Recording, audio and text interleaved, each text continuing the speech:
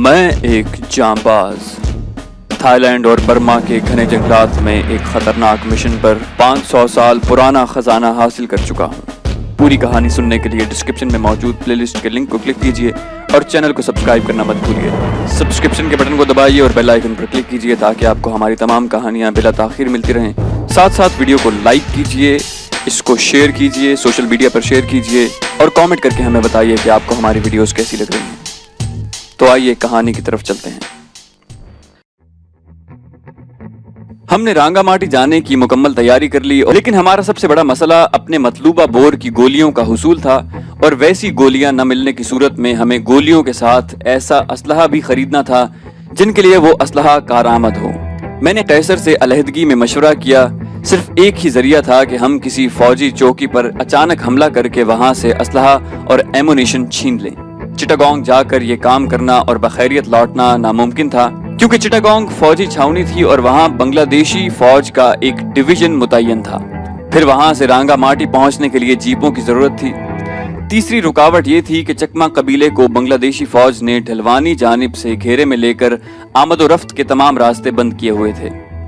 लिहाजा हमें असलहा ऊंचाई पर किसी फौजी चौकी से छीन कर ऊपरी रास्ते से रांगामाटी तक जाना था। एक और सोच ने मुझे परेशान कर रखा था। मुरंग, मग और मेजू कबाइल में हमें जिन कठिन हालात से गुजरना पड़ा था, उनके पेश नजर अगर हम इस रास्ते की दुश्वारी को पसे पुश्त भी डाल देते तो हमारा इस रास्ते से गुजरना नामुमकिन था। एमुनिशन की कमयाबी की वजह से हम बुरी तरह फंस चुके थे। जब कोई सूरत दिखाई न दी तो मैंने बांग्लादेश के नक्शे निकाले और चिटागोंग के पहाड़ी इलाकों का तफसीलन जायजा लेते हुए मग कबीले के महलो वकू का तायुन किया। ये चश्मा जो अब नदी की सूरत इख्तियार कर चुका था, दरियाए करनाफली में जिस जगह शामिल होता था वहीं पर करनाफली पेपर मिल्स थी और यहाँ का बना हुआ कागज बरामद होता था। इस पेपर मिल्स की बुनियाद एक उर्दू स्पीकिंग इंजीनियर ने रखी थी और अपनी निगरानी में तमाम मशीनरी लगवा कर उसे चालू किया था। उस इंजीनियर को अपने हाथों तामीर करदा इस कारखाने से इतनी मोहब्बत थी कि मुतासिब बंगाली कारिंदों की हर किस्म की बदअखलाकी और बदतमीजी को बर्दाश्त करते हुए और अपने बही खाहों कि बार बार तंबीह के बावजूद उसने यहाँ से जाने से इनकार कर दिया था। उसका ड्राइवर भी बंगाली था। एक रोज जब बंगाली हंगामा बर्पा किए हुए मिल्स को आग लगाने लगे तो इस इंजीनियर ने मिल्स को छोड़ने का फैसला कर लिया और अपने बंगाली ड्राइवर को कहा कि उसे मजदूरों के पास ले चले ताकि वो उन्हें अपने यहाँ से हमेशा के लिए जाने का बताकर उन्हें मिल्स को आग लगाने से रोके। बंगाली ड्राइवर उसे मजदूरों के दरमियान ले जाकर जीप से उतरा और मजदूरों को कहा कि ये इंजीनियर अब भाग रहा है, इसे जाने न देना। मुश्तइल मजदूरों ने इंजीनियर को जीप के पीछे रस्से से बांधकर पथरीली जमीन पर इस बुरी तरह से घसीटा कि उसका जिस्म टुकड़े टुकड़े हो गया। इस वाक़े के बाद इस मिल में एक फौजी चौकी कायम कर दी गई थी। बहुत ही कम इम्कान था बांग्लादेश के क़याम के बाद भी वो चौकी वहाँ कायम हो, लेकिन बज़ाहिर कोई दूसरी सूरत सामने न होने के बायस मैंने उसी चौकी पर हमला करने का फैसला किया। शाम ढलने तक हम पहाड़ की ढलवान पर खासा सफर तय कर चुके थे। नक्शे के मुताबिक रांगामाटी हमसे 25-30 मील दूर था। हमने नदी के किनारे पड़ाव किया। यहीं से हमें करनाफली पेपर मिल्स को जाना था। मैंने कैसर और अपने नंबर 2 के मशवरे से ये फैसला किया कि हम अपने काफिले को 2 हिस्सों में तकसीम कर लें। मैं, कैसर और मेरा नंबर 2 अपने एक साथी के हमराह पेपर मिल्स की तरफ जाएं, जबकि बाकी काफिला रांगामाटी जाए और गांव के बाहर पड़ाव करे ताकि हम अपने मिशन से लौटकर उनसे वापस आन मिलें। अगर रांगामाटी वाले काफिले से पड़ाव के दौरान कोई उनकी आमद की वजह पूछे तो ये बताएं कि राजा त्रिदेव रॉय के खुतूत और पैगाम लेकर काफिले का दूसरा हिस्सा एक आध दिन में उनसे आन मिलेगा। कैसर ने अपने एक मोतमद साथी को इस काफिले की सरदारी सौंपी और उसे कहा कि वो और उसके साथी थाइयों पर निगाह रखें और अगर कोई भागने की कोशिश करे तो बिला झिझक उसे शूट कर दें। वैसे मुझे यकीन था कि ऐसी नौबत नहीं आएगी क्योंकि अपनी तयशुदा मंजिल पर पहुंचने के इंतहाई करीब होकर कोई भी ऐसी हरकत नहीं कर सकता था। मुझे खतरा सिर्फ हमीद से था। जब से शम्स की पिटाई और मौत वाक़ हुई थी, हमीद हमसे कुछ खिंचा खिंचा सा था। मैंने कुछ देर सोचने के बाद हमीद को बुलाया और उसे कहा कि मेरे दिए हुए डॉलर मुझे आर्जी तौर पर वापस दे दे। मैं बखूबी जानता था कि ज़्यादा राह ही किसी को भागने में मदद दे सकती है।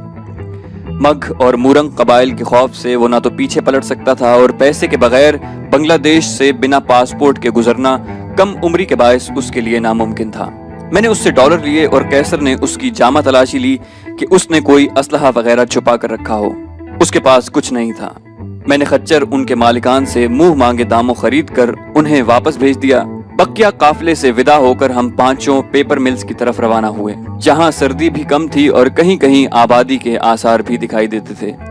2 روز کی ضرورت کا ٹن فوڈ ہمراہ لیا اور ریوالور اور پسٹل کی گولیاں بھی جو قافلے میں موجود تھیں وہ بھی اپنے ہمراہ رکھ لیں۔ قیصر اور میرا نمبر 2 حیران تھے کہ منزل کے اتنے قریب پہنچ کر مجھے اسلحے کی ضرورت کیوں محسوس ہو رہی ہے۔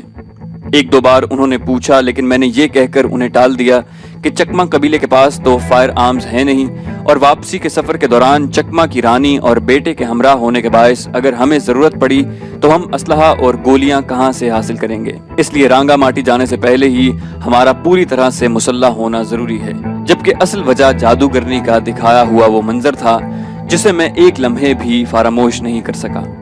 اپنی موبلٹی بڑھانے اور فوجیوں سے مقابلہ ہونے کی صورت میں چھپنے کے لیے ہم نے پیدل چلنے کو ترجیح دی۔ قطب نما کی مدد سے راستے کا تعین کرتے ہوئے ہم نے 9 بجے اپنا سفر شروع کیا اور 2 بجے تک چلتے رہے۔ بقیہ رات ہم نے پتھروں پر لیٹ کر گزاری۔ فوجی چوکی پر حملے یا اس میں اچانک داخل ہو کر فوجیوں پر قابو پانے کا مکمل پلان میں نے ترتیب دیا تھا۔ پروگرام کے مطابق شام 7:30 بجے پہلے مجھے اکیلے چوکی میں داخل ہونا تھا اور پیپر ملز کے مینیجر کے بنگلے کا پوچھنے کا بہانہ کر کے فوجیوں کی تعداد اور اسلحے کا جائزہ لینا تھا۔ اس وقت فوجی رات کا کھانا کھاتے ہیں۔ اگر حالات موافق اور فوجیوں کی تعداد اتنی ہوئی جن کو ہم زیر کر سکیں تو چوکی سے باہر آ کر مجھے ایک مخصوص وسل بجا کر اپنے ساتھیوں کو اطلاع دینی تھی جو قریب ہی چھپے بیٹھے ہوں گے۔ پھر ہمیں فوراً ہی اکٹھے چوکی میں داخل ہو کر فوجیوں کو ہینڈز اپ کرانا اور ان کا اسلحہ اور اسلحہ خانے سے ایمونیشن وغیرہ اٹھانا تھا۔ اگر انہوں نے مدافعت کی کوشش کی تو پہلے صرف سائلنسر والے پسٹل کی ساری گولیاں چلا کر، اور اگر پھر بھی ضرورت پڑی تو دوسرا اسلحہ استعمال کیا جائے۔ اگلا سارا دن چلتے رہنے کے بعد سپہر کو ہمیں پیپر ملز دکھائی دی اور ہم ایک چٹان کی آڑ میں تازہ دم ہونے کو بیٹھ گئے۔ میں نے ساتھیوں کو کہا کہ میں بخوبی جانتا ہوں اور قیصر بھی اسے آزما چکا ہے کہ فوجی بھی ہم جیسے ہی انسان ہوتے ہیں اور ان سے بھی فاش غلطیاں ہو سکتی ہیں۔ گورکھپور کا ہوائی اڈہ مکمل اور فول پروف پلاننگ اور قیصر اور حبیب کی بے مثال بہادری کی وجہ سے تباہ ہوا۔ میرے اندازے کے مطابق اس چوکی میں صرف ایک گروپ یعنی 12 فوجی ہوں گے جن کی کمان کسی صوبیدار یا کیپٹن کے پاس ہوگی، اور 10-12 فوجیوں پر بے خبری میں اسلحہ تان کر قابو پانا ہم پانچوں کے لیے کوئی مشکل نہیں، صرف دلیری اور تیزی سے عمل کی ضرورت ہے۔ میں اپنے ساتھیوں کا حوصلہ بڑھا رہا تھا کیونکہ میرے اور قیصر کے سوا فوجیوں سے ابھی تک کسی نے ٹکر نہیں لی تھی۔ شام کو 6:30 بجے ہم ملز کی طرف روانہ ہوئے۔ فوجی چوکی ڈوبتے سورج کی شعاؤں میں صاف دکھائی دے رہی تھی۔ یہ چوکی مل کے احاطے کے باہر دریائے کرنافلی کے عین کنارے پر بنی ہوئی تھی۔ مل کے ملازمین کے کوارٹر اور افسران کے بنگلے مل کے احاطے کے اندر ہی تھے۔ ہم جن پتھروں کی اوٹ میں بیٹھے تھے اس کے آگے چوکی تک کوئی ایسا پتھر یا چٹان نہ تھی جس کے پیچھے چھپا جا سکے۔ ہمیں لامحالہ رات ڈھلنے کا انتظار کرنا تھا تاکہ کسی کی نظر میں آئے بغیر چوکی تک جا سکیں۔ اللہ کا نام لے کر ٹھیک 7 بجے میں نے ساتھیوں کو چوکی کی طرف چلنے کا اشارہ کیا اور ہم ایک دوسرے سے تھوڑا فاصلہ رکھ کر چوکی کی طرف روانہ ہوئے۔ 15 منٹ میں چوکی کے احاطے میں پہنچ کر میں نے ایک بند دروازہ کھٹکھٹایا۔ ایک حوالدار نے دروازہ کھولا اور سوالیہ نگاہوں سے مجھے دیکھنے لگا۔ مشرقی پاکستان میں ملازمت کے دوران میں نے تھوڑی بہت بنگلہ بھاشا سیکھ لی تھی، لیکن اپنے حلیے قد و قامت اور رنگ سے قطن بنگالی نہیں لگتا تھا۔ سقوط ڈھاکہ کے بعد کئی مغربی پاکستانی ڈھاکہ میں بنگلہ دیشی فوجیوں سے اپنے ذاتی تعلقات کی بنا پر وہیں رہ گئے۔ چند ماہ تو انہیں مشکلات کا سامنا کرنا پڑا، لیکن بعد میں انہیں تعلقات کی بنا پر بنگلہ دیشی شہریت مل گئی اور ان کے ضبط شدہ اثاثے اور کاروباری سہولتیں بھی بحال ہو گئیں۔ انہی میں میرے 2 دوست بھی شامل تھے۔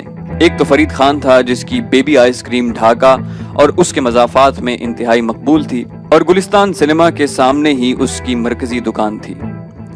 دوسرا فلم سٹار ہارون تھا جس کے 2-3 کارخانے تھے، وہاں کی مقبول ترین فیروز ڈائری بھی اس کی ملکیت تھی۔ چوکی پر میں نے فرید خان بن کر حوالدار سے اپنا تعارف کروایا اور کہا کہ مجھے فیکٹری کے جنرل مینیجر کے گھر جانا ہے اور میرے ساتھ 4 افراد اور بھی ہیں۔ حوالدار نے خوش مزاجی کا مظاہرہ کرتے ہوئے کہا کہ آپ لوگ پہلے یہاں چائے پئیں، پھر ہمارا کوئی جوان آپ کو مطلوبہ بنگلے تک پہنچا دے گا۔ آپ اپنے ساتھیوں کو بھی بلا لیں، میں کیپٹن صاحب کو آپ کی آمد کی اطلاع دیتا ہوں۔ اچانک ہی اس نے سوال کیا کہ آپ کی گاڑی کہاں ہے؟ मैंने कहा कि हम तफरीही मूड में थे, लिहाजा चिटागोंग तक हवाई जहाज से और यहाँ तक स्टीमर से आए हैं और घाट से यहाँ तक पैदल।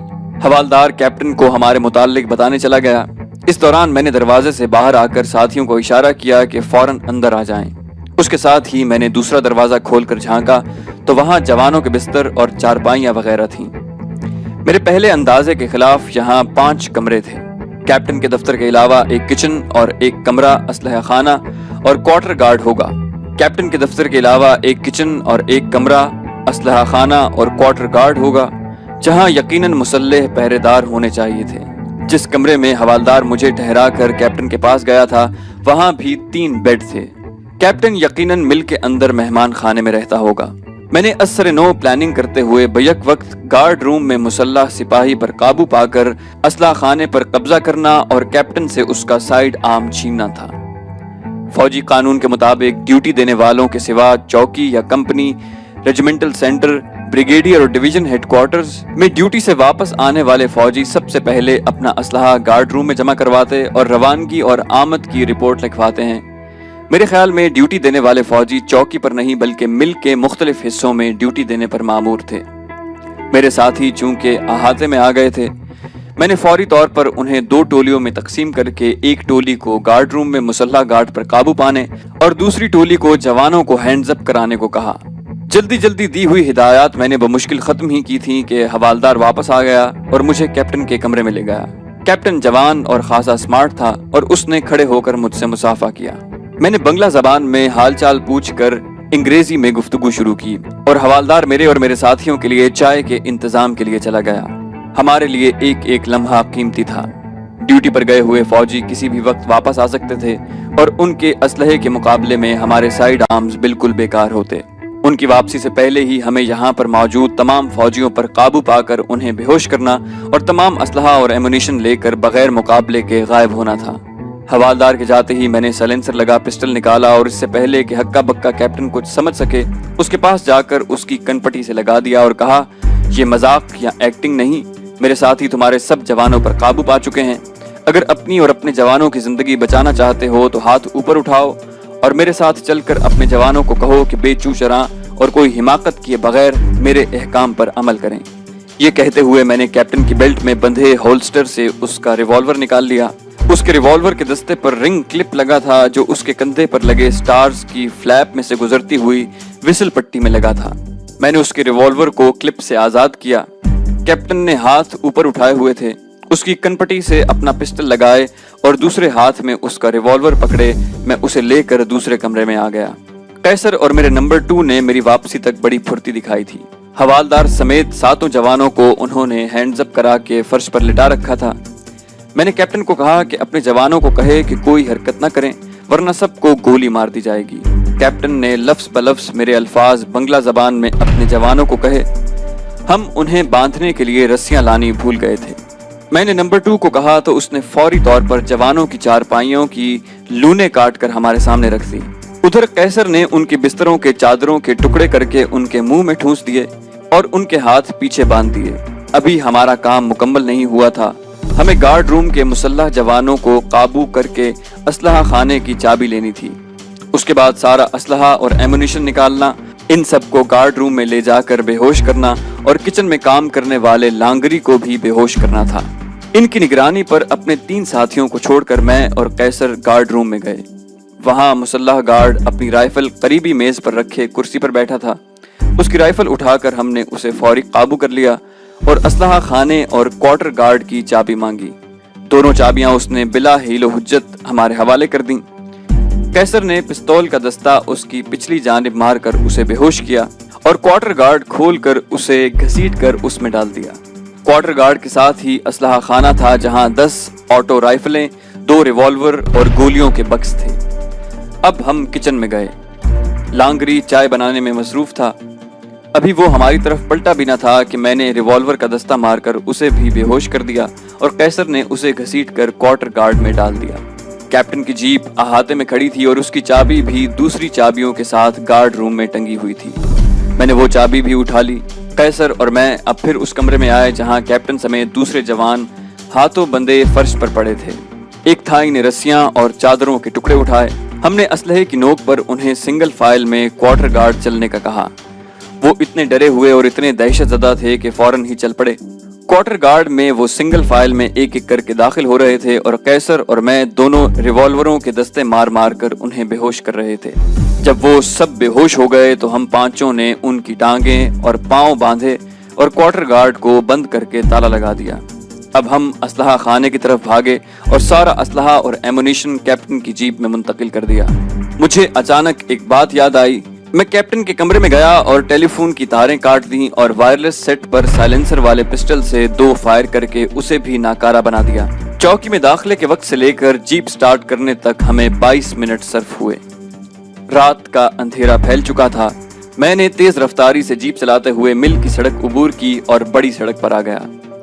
ہمیں ضرورت سے زیادہ اسلحہ اور ایمونیشن مل چکا تھا۔ ہم نے احتیاطاً 4 رائفلیں اور ان کے 800 راؤنڈ، 3 ریوالور اور ان کی تمام گولیاں جو 300 سے زائد تھیں اپنے لیے الگ کر لیں۔ ہمیں اب مغرب کی طرف جانا تھا جہاں سڑک جنوب کی طرف گھوم رہی تھی۔ یہیں پر ایک جگہ سڑک پہاڑ کے اس حصے سے گزر رہی تھی جس سے چند فٹ کے فاصلے پر کم از کم 200 فٹ گہرائی میں دریائے کرنافلی بہہ رہا تھا۔ ہم نے یہیں پر جیپ اور فالتو اسلحے کو ٹھکانہ لگانے کا فیصلہ کیا۔ جیپ کو نیوٹرل کر کے ذرا سا دھکیلا اور وہ لڑکنیاں کھاتی سینکڑوں فٹ گہرائی میں بہتے دریا میں گری اور ڈوب گئی۔ اس پہاڑی علاقے میں دریا کی تیز رفتاری سے بہنے کا اس قدر شور اٹھتا ہے کہ اس میں جیپ کے گرنے کی آواز تک سنائی نہ دی۔ ہم نے تیز قدموں سے سڑک کا کچھ حصہ طے کیا اور پھر سڑک چھوڑ کر جنوب کو گھوم گئے اور پھر پھلانگتے سڑک سے دور ہوتے گئے۔ کمپس نے اس سفر میں بہت مدد کی۔ میں نے تو یہاں آتے وقت کوئی ایسی نشانی ذہن میں نہیں رکھی تھی، لیکن میرے نمبر 2 نے ایک چٹان کی طرف اشارہ کرتے ہوئے کہا کہ آتے وقت ہم نے یہاں تھوڑی دیر آرام کیا تھا اور چائے بھی پی تھی۔ رائفلوں اور ایمونیشن کے وزن اور تھکاوٹ کے باعث ہم میں اب یہاں آنے والی تیزی نہ رہی تھی۔ رات کو اندھیرے میں پتھروں سے ٹکراتے سفر کرنا بھی مشکل تھا۔ ہم نے ایک بڑی چٹان کی اوٹ میں پڑاؤ کیا اور ٹن فوڈ کھا کر چائے پی۔ میں نے 4 ساتھیوں کی رات کو پہرا دینے کی 2-2 گھنٹے کی ڈیوٹی لگائی۔ اگرچہ اس علاقے میں بھی سانپ اور بچھو کثرت سے تھے، لیکن ہم نے احتیاطاً الاؤ نہیں جلایا۔ دوسرے دن صبح 9 بجے ہم اپنے بقیہ سفر پر روانہ ہو گئے۔ فوجی آٹومیٹک رائفلیں ہم نے اپنے کندھوں پر لٹکا رکھی تھیں۔ یہ کوئی ایسا راستہ نہ تھا جس پر آمد و رفت ہو، جہاں کہیں دور سے بھی آبادی کے آثار دکھائی دیتے۔ ہم چکر کاٹ کر آبادی سے دور ہو کر گزرتے۔ مجھے یقین تھا کہ گزشتہ رات چوکی پر پیش آنے والے واقعات کی اطلاع اب تک ڈویژن ہیڈ کوارٹرز تک پہنچ چکی ہوگی اور ہماری ہر جگہ تلاش بھی ہو رہی ہوگی، لیکن ہمارے حلیے کے مطابق کسی کے وہم و گمان میں بھی نہیں ہوگا کہ ہم بھارت سے سرحدی پہاڑ عبور کر کے مورنگ اور مگھ قبائل سے گزرتے ہوئے چوکی پر حملہ کر کے رانگا ماٹی کی طرف جا رہے ہیں۔ سارا دن چلتے اتنے وزن کے ساتھ ہم نڈھال ہو چکے تھے۔ سر شام ہی ایک جگہ پڑاؤ کیا اور رات بھر گہری نیند کے مزے لوٹے۔ رانگا ماٹی ابھی ہم سے خاصی دوری پر تھا۔ ہم اگر چاہتے تو رات کا کچھ حصہ بھی سفر میں گزار سکتے تھے، لیکن میری اور میرے ساتھیوں کی حالت ایسی دگرگوں تھی کہ اگر ہم بھرپور آرام نہ کرتے تو ہم میں سے کوئی یقیناً بیمار ہو کر چلنے سے معذور ہو جاتا۔